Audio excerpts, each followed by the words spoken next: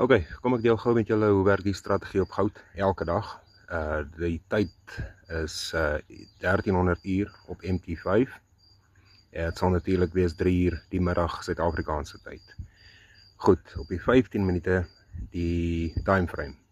Jy merk die 3 uur tot 3:15 candle. Hoogtepunt en laagtepunt. Goed, dan gaan jy af na die 1 minuut timeframe toe. En dan, kyk, al wat jy kyk is 'n break en 'n retest basis. So sodra hy gebreek het en hy toets hom weer, dan kan jy jou trade insit.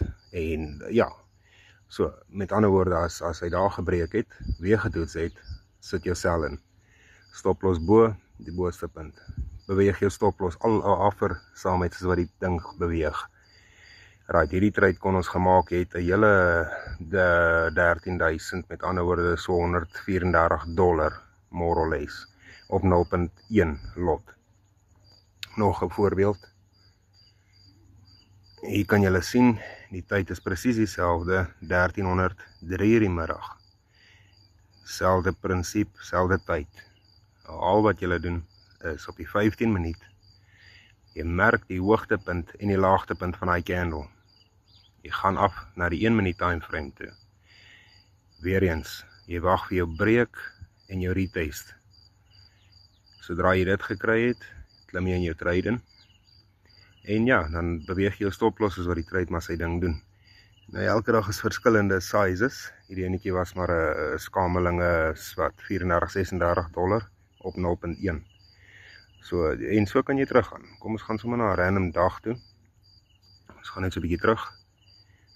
Kom ons vat sommer die dag. Kyk daarso.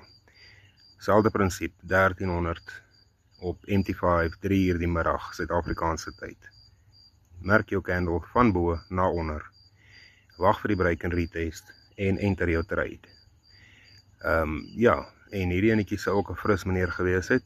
Dit hang maar af van jou hoe tyd jy jou stoplos sit en hoe vinnig jy jou tyd profit wil hê.